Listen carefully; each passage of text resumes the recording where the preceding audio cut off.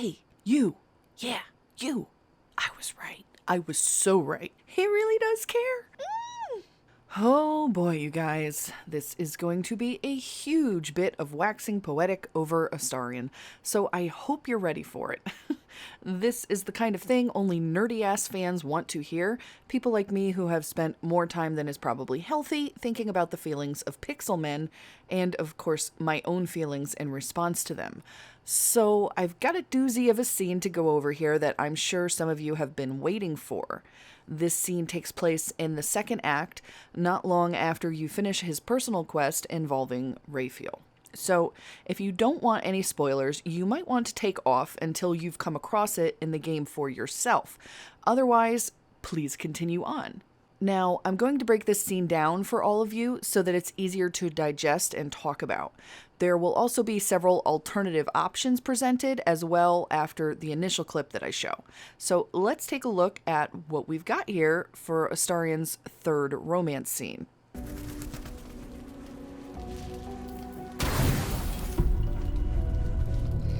Do you have a moment?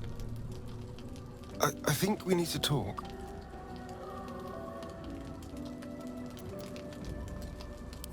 Something like that, except not that at all. Look, I had a plan. A nice, simple plan. Seduce you, sleep with you, manipulate your feelings so you'd never turn on me. It was easy. Instinctive. Habits from 200 years of charming people kicked in. All you had to do was fall for it. And all I had to do was not fall for you. Which is where my nice, simple plan fell apart. You're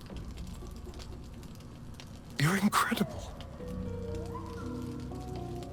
You deserve something real. I want us to be something real.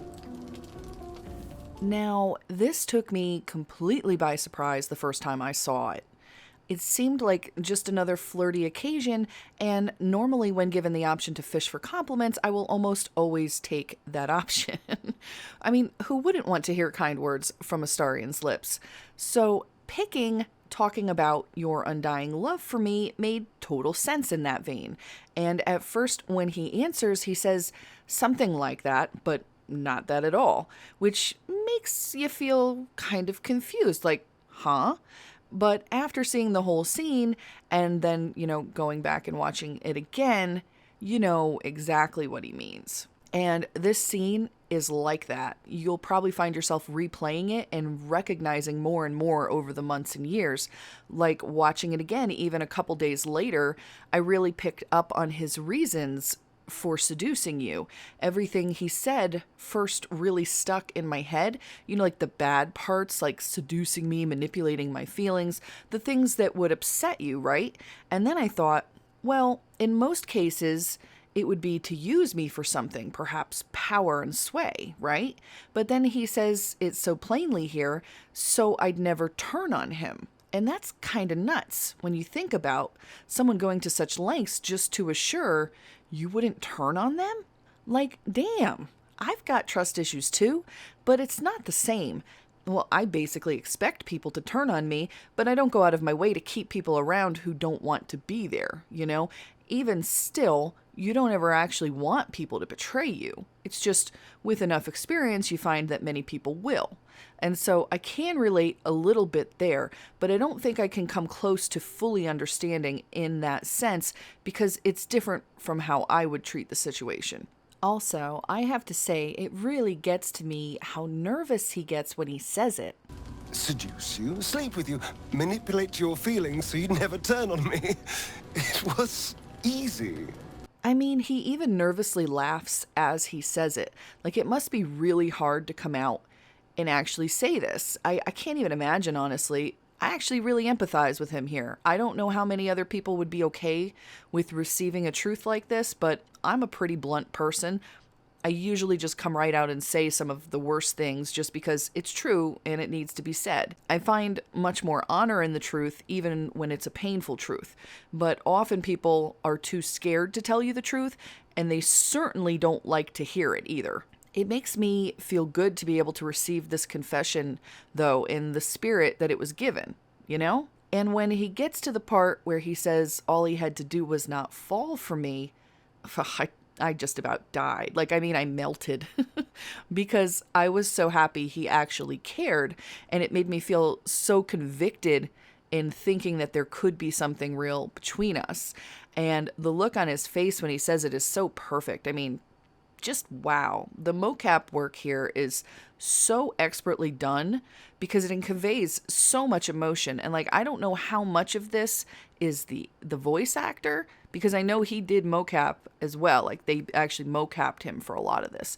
I mean, and if it's not just, his voice acting, but actually his expressions, if those expressions were actually caught with the mocap and not just the body work, then that's crazy good. I mean, because his nervousness, he's all over the place here. His demeanor has completely changed. And he starts getting nervous again as he starts talking about how Tav is incredible and how he wants you both to be something real. I mean, I called this in part 2 of his romance series, didn't I? I said, wait, here, let me just pull up a quote. Astarion just strikes me like that type of guy who desperately wants to be in love, but has used honks and attraction as a tool for so long, and even been used as a tool himself for so long, that he's forgotten what being cared for by someone really means. Maybe he's never even experienced it at all in his life, and Tav will not just be his first blood, but also his first love. Boom! Am I good? Or am I good? Or am I good? It's like I'm some sort of soothsayer when it comes to pixel men. Okay, I'll stop gloating. But seriously, this is perfect. This is exactly what I expected. So of course I urgently replied, so do I, more than anything. Because that is legit true, and me and Tav are seeing eye to eye a lot with this man. So let's watch the next part here. I just don't know what real looks like.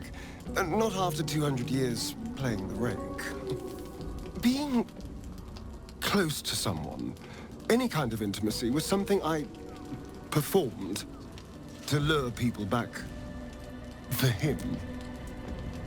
Even though I know things between us are different, being with someone still feels tainted. Still brings up those feelings of disgust and loathing. I don't know how else to be with someone. No matter how much I'd like to. I thought it was possible that he was holding back because he was a vampire. Maybe there was some sort of carnal lust that kicked in when he was feeding, But after hearing him say that being with someone intimately felt tainted, I'm now realizing that he was not happy in that original moment when we first got together. And I have to say that makes me feel a little weird. Why? Well, because, Tav is not some creep. I'm not some creep. I thought he was into me legitimately, and it's not like any of us did anything wrong here, But it still kind of feels like we did. Does anybody else feel that way, or is it just me? And I have to say, it does hurt a little to think that it was painful for him then, so much so that he wasn't even into it. And hearing him talk about feelings of disgust and loathing, it's worrisome. Is he ever going to feel right about it? It also sucks to be compared to all of these negative experiences he had, when I thought the act was between two caring people, and that it should be a beautiful connection of our souls, passionate and fiery, and yet I can't deny him his feelings either, 'cause everything he said makes sense. 200 years of bad behavior that he wasn't even fully in control of. How much of it was him and how much of it was Kazdor? That has to leave its mark on you, Do you even have any kind of autonomy at that point? Do you ever get to consider doing something that you want to do, or is it just something Kazdor wants you to do? Maybe you try to enjoy it as much as you can, or at least tell yourself that you enjoy it so that it doesn't eat you apart so much, so you can make it through another day. and then all of a sudden you're free from it, actually free, and you find yourself doing the same damn thing again. It's gotta be infuriating. But really, none of it matters, because the truth of it is, regardless of how he's felt this whole time, is that I was head over heels for him, as were most of us. So the first response has really got to be, I care for you deeply. Like, this was real for me. I'm not sure how to take what you just told me, but I'd like to at least try, you know? Really?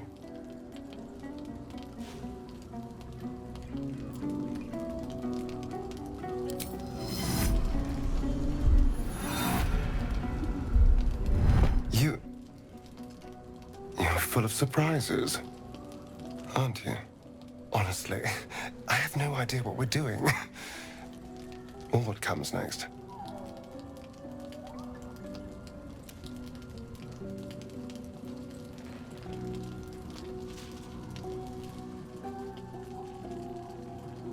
But I know that this is nice.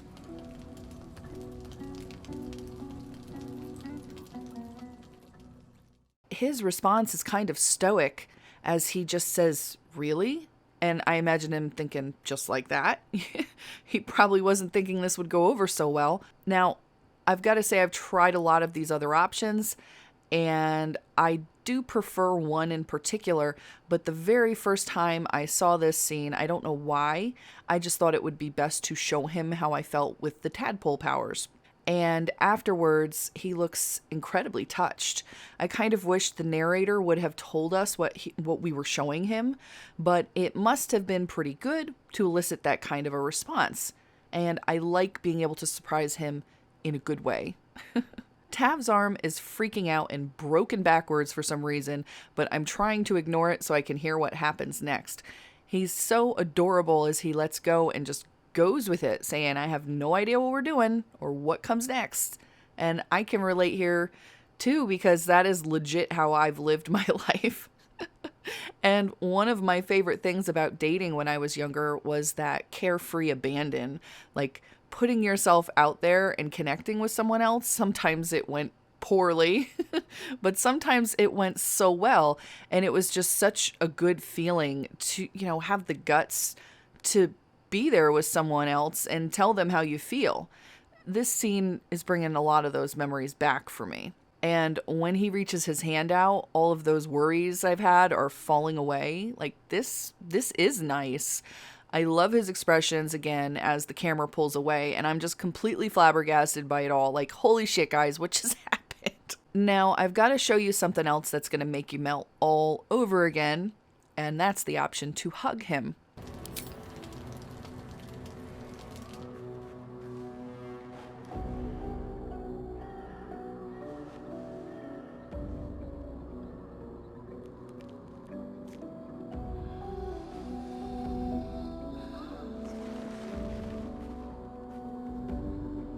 You're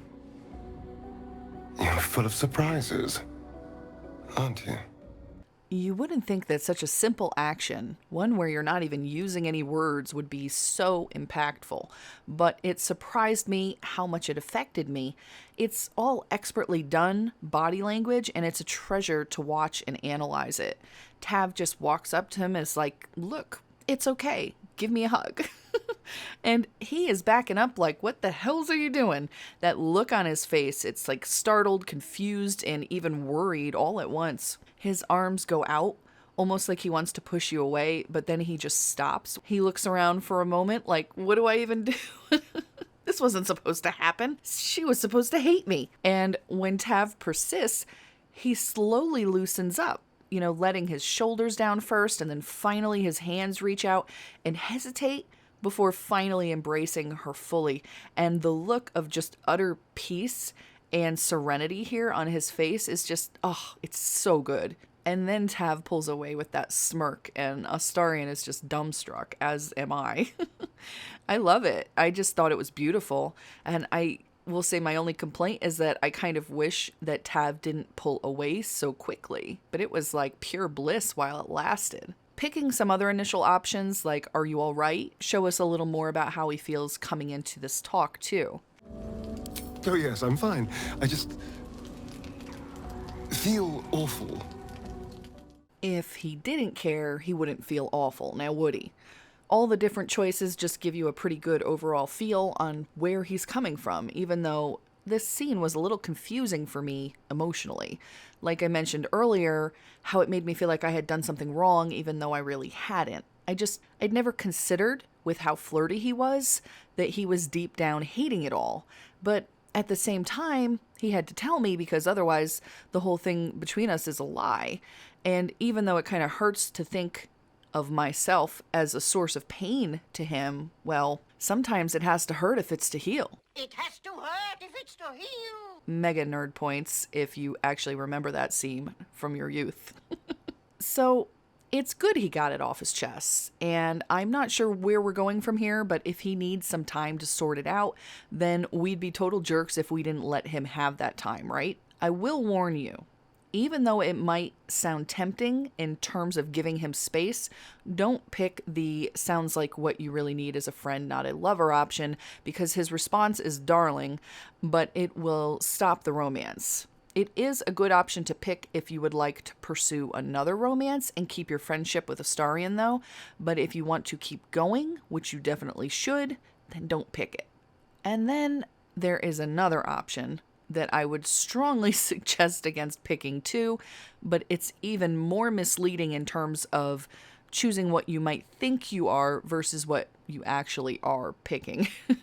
I honestly considered whether I should even put it in this video because it's really bad and is probably going to set some people off. But ultimately I figured it shows some insight into what's going on in his head and how he's feeling, even if the choice came off entirely different than what I expected and made me feel like an awful freaking person.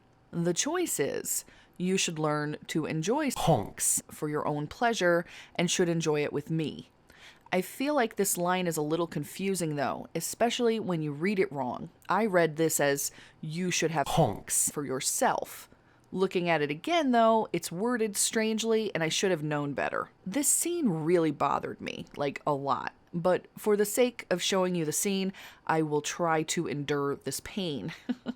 But I'm warning you, it's horrible. It reminds me of that one option that you could pick when Astarion had the dream about Cazador, where he used to completely flip out on you. Disrespect me again! And I won't choose to kill you. I'll do it on instinct, to fulfill my need to hear you scream. And I remember feeling the same way, like I don't ever want to see that scene again. So with that warning, let's take a look at what happens. I suppose it has felt different with you. I suppose if this is what you want, then I shall provide.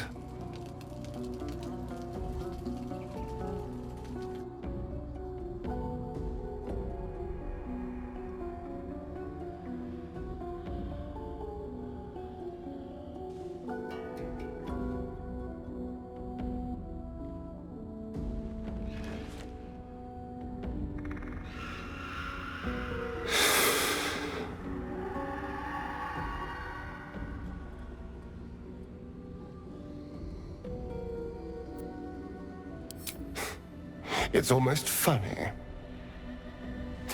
This is all a game to you, isn't it? No matter what I say, it doesn't matter. Not if you get what you want.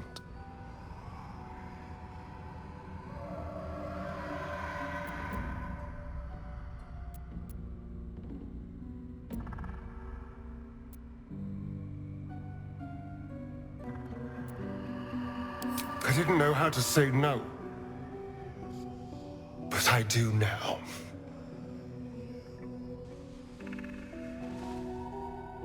For as long as I can remember, I've been used by others. Controlled. Puppeted for someone else's pleasure. But not anymore. Whatever we had, whatever this was, it's over.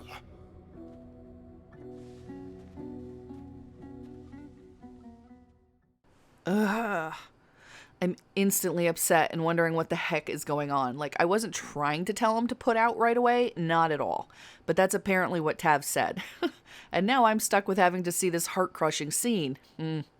His expression here just guts me, though. Like, you can see right into his head and tell exactly what he's thinking from that look alone. I was actually kind of shocked that it cuts away to another scene entirely, though, where evil Tav has apparently taken what she wanted and left poor Astarion to dwell, thinking about all of the things that are wrong in his life, mainly Tav.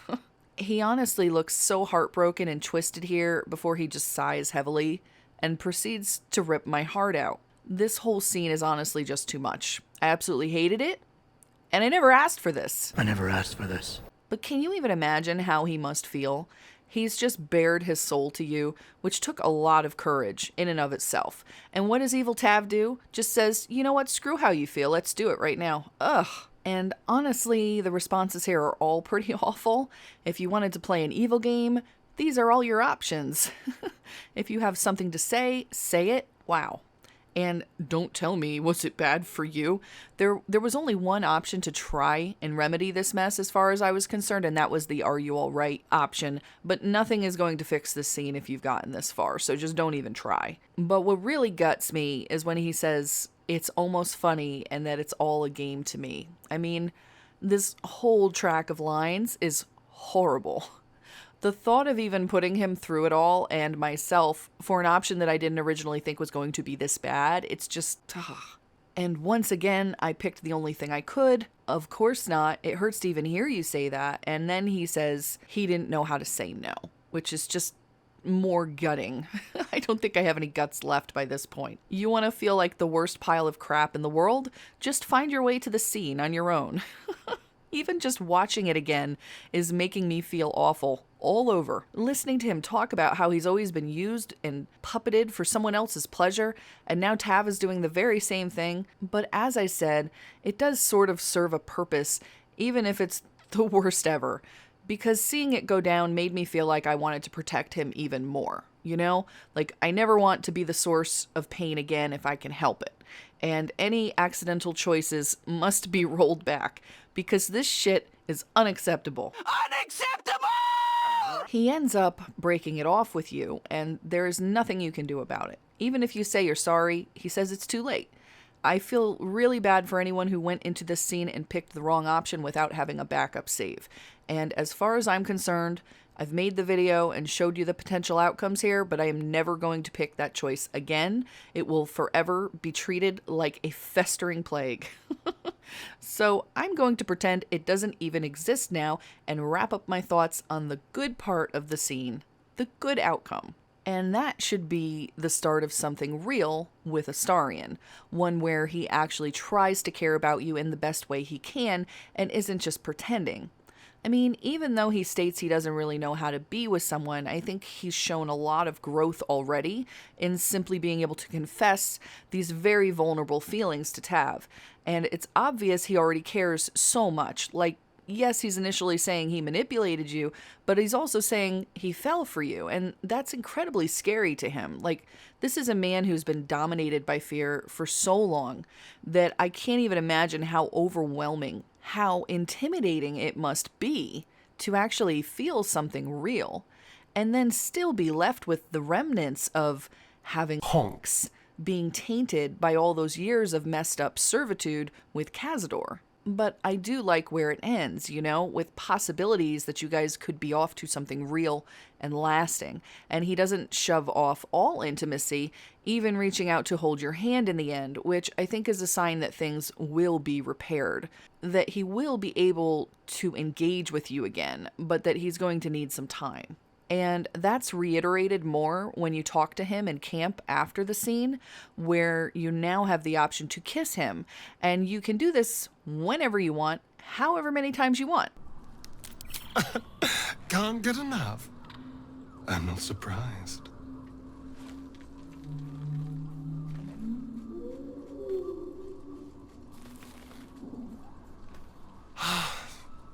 Delicious.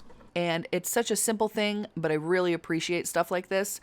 I remember I used to have mods in Dragon Age Origins just to do the same thing, and there were even little trips around camp you could take for different sneak away flirts and romances, so I'm happy to see it here without, having to mod it. But I do hope to see mods as well. And I'm also happy he's not completely shutting down on you either. It shows he's still interested and still wants to keep you close. And I was happy to see that we hadn't completely severed our intimacy. And for those of you who might think I have a one-track mind, it's not that at all. To me, Honks is actually a very intimate act in and of itself. I mentioned earlier that it's a connecting of souls, and I meant that. So not having any intimacy at all feels like you've been severed from that other person. And this proves that's not the case. You can also ask him, what are we to you? I don't know. But isn't it nice not to know? You're not a victim. Not a target. Not just one night it's better to forget. But then, whatever in the world could you be? And even when you ask him, he can say a couple of different things, but my favorite is probably this one. Us. I still love the sound of that. I'm such a dork. So that's about it for the Act 2 romance. There are some other scenes here and there that I want to make some quick videos for, but overall you'll start to notice that Astarion will be more assertive and direct with you about what he wants and what he doesn't want. You're going to have to start thinking about what direction you want him to take in this game too, because I'm pretty sure the choices you make even as early on as Act 2 will affect his outcomes in Act 3. I'm going to work on getting the rest of the Act 2 scenes out for you all, though, so that we can move on to Act 3, and I'm so excited to go over it all, as I'm sure most of you are. At least I hope you are. If you enjoyed the video, consider subscribing, as there is going to be a huge slew of new BG3 content coming out over the next few months, possibly years. I mean, there's a lot. Thanks to my Patreons for the support, and if you'd like to help support the channel too and get access to the private Discord and a whole other chunk of content on Patreon, then head over and make a pledge. I'll see you guys later.